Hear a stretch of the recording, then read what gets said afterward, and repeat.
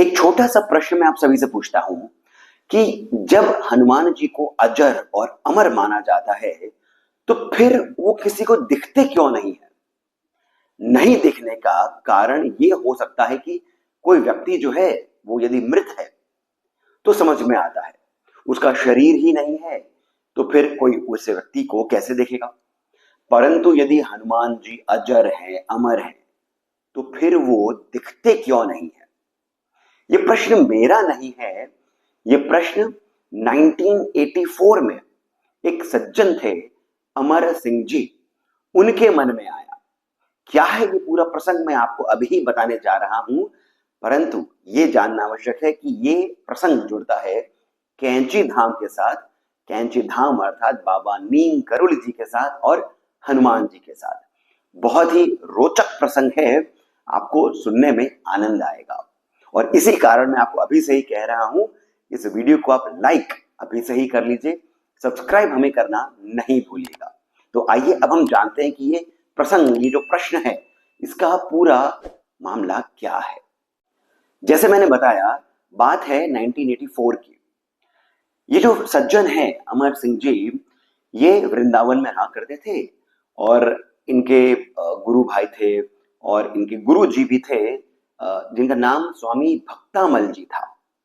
तो एक बार इनके मन में किसी कारणवश, किसी प्रसंग कोई ऐसा चल रहा होगा, तो वहां पर हनुमान जी की बात आई और अमर सिंह जी के मन में एक विचार आया और उन्होंने ये विचार रखा अपने गुरु महाराज भक्तामल जी के सामने कि यदि हनुमान जी अजर अमर हैं तो दिखते क्यों नहीं है।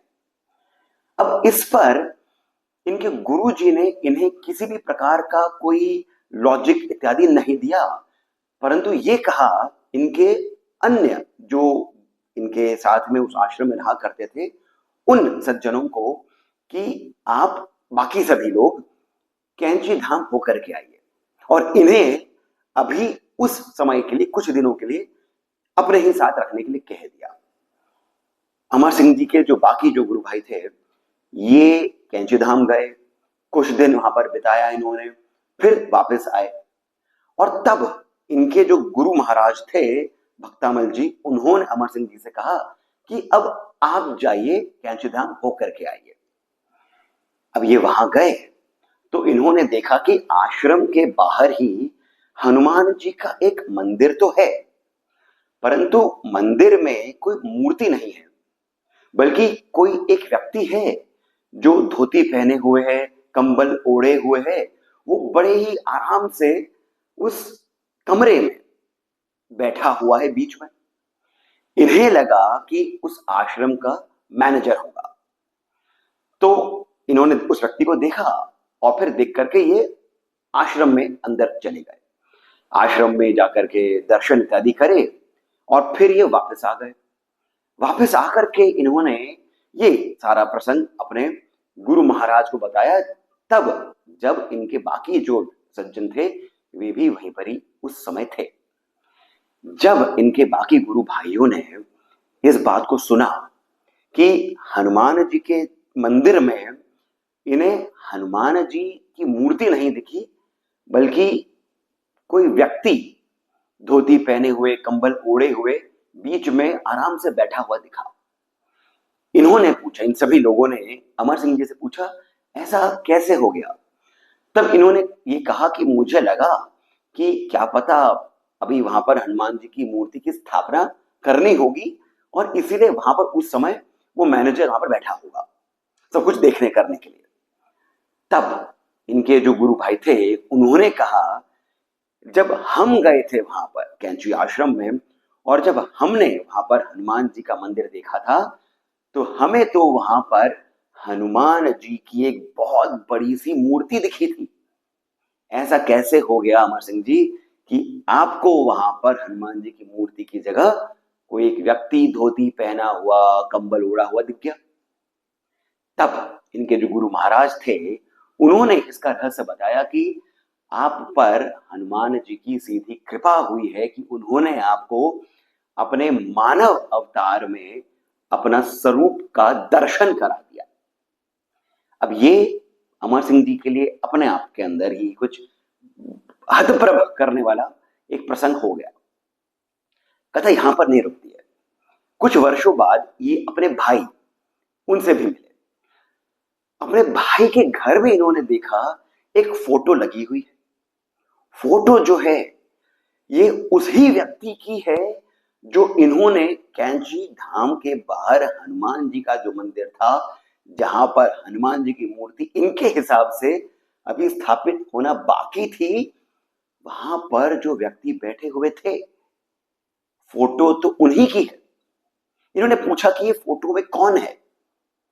तब इनके भाई ने बताया कि ये तो और कोई नहीं, स्वयं बाबा नीम करोली है।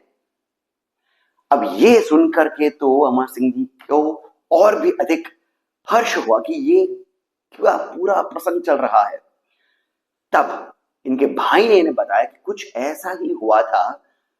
कुछ वर्षों पहले इनके भी एक जानकार गए थे कैंची धाम। जब ये गए थे हनुमान जी के मंदिर में दर्शन करने के लिए, तब वहां पर हनुमान जी की मूर्ति के सामने इन्होंने प्रणाम किया सर झुका करके। जब सर उठाया तो वहां पर हनुमान जी नहीं, स्वयं बाबा नीम करोली थे। उन्हें फिर से प्रणाम करा इन्होंने। प्रणाम करके जब फिर से देखा, तब अब वहां पर बाबा नीम करोली नहीं, हनुमान जी की मूर्ति थी। इसका अर्थ ये हुआ कि किसी किसी व्यक्ति को हनुमान जी में बाबा नीम करोली दिखते हैं और बाबा नीम करोली में हनुमान जी दिखते हैं। ये सारी बातें जो हैं ये अपने आप के अंदर ही बहुत अद्भुत है। और इन सब का अद्भुत होने का एक कारण और ये है कि ये सारी घटना जो है ये बाबा नीम करोली का शरीर उनके द्वारा त्यागने के बाद की है। अर्थात ये घटना 1984 की है, यानी 1984 की है, 1976 की है, 1980 की है। और बाबा नीम करोली ने अपना शरीर 1973 में त्याग दिया था। यानी कि बाबा का शरीर छूट जाने के बाद भी कितने ही लोगों को बाबा नीम करोली सशरीर अलग अलग रूपों में, कभी हनुमान जी के रूप में, कभी स्वयं अपने ही स्वरूप में जो उनका रहा करता था, बाबा के दर्शन हुए हैं। और इस चैनल पर भी कितने ही ऐसे व्यक्ति हैं जिन्होंने हमें कमेंट करके बताया है कि उन्हें भी, वो अमेरिका में बैठे हैं, वो कहीं और बैठे हैं, उन्हें आज भी बाबा नीम करोली के दर्शन अलग अलग रूपों में, स्वरूपों में हो जाते हैं। ये अद्भुत सा जो एक एक ये जो शक्ति है, ये बाबा की शक्ति है, हनुमान जी की शक्ति है। ये प्रमाण है इस बात का कि आज भी हनुमान जी तो हैं ही, परंतु बाबा भी आज के समय भी हैं। और बाबा ने भी ये वाली बात कही थी कि मेरी फोटो को देखकर यदि तुम मुझे पुकारोगे तब मैं तुम्हारे साथ में आऊंगा ही आऊंगा। ये विश्वास बाबा ने अपने भक्तों को दिलाया था और इसका प्रमाण कितने ही व्यक्ति आज भी देते हैं। और ये सारी घटनाएं जो हुई हैं, जो मैंने आपको कथाओं के रूप में बताया है, ये कैंची धाम पर ही हुई है। और ये कथा मैं आपके सामने इसलिए रख रहा हूं क्योंकि कैंची धाम की स्थापना 15 जून को हुई थी 1964 में। हनुमान जी का जो मंदिर है वो भी 1970 में बाबा ने स्वयं बनवाया था। तो ये पूरा जो धाम है, ये पूरा जो आश्रम है, इसकी अपनी अलग वाइब्रेशन है, इसकी अपनी एक शक्ति है, ऊर्जा है, जिसे आप वहां पर जाकर के ही अनुभव कर सकते हैं। तो अब मैं इस पूरे प्रसंग को, इस सभी कथाओं को यहीं पर विश्राम देता हूं। आशा करता हूं कि ये छोटी सी बातें जो हैं ये आपको प्रोत्साहन भी देंगी, ये आपको सुंदर भी लगी होंगी, क्योंकि संतों की बातें, महात्माओं की बातें, देवताओं की बातें जो होती हैं, ये आवश्यक नहीं है कि कोई बहुत बड़ा चमत्कार कर दिया हो तभी सुनने में अच्छे लगे। इन सभी महात्माओं, संतों, देवताओं, अपने इष्ट, इनके बारे में अलग अलग कथाओं को सुनकर ही आनंद आ जाता है।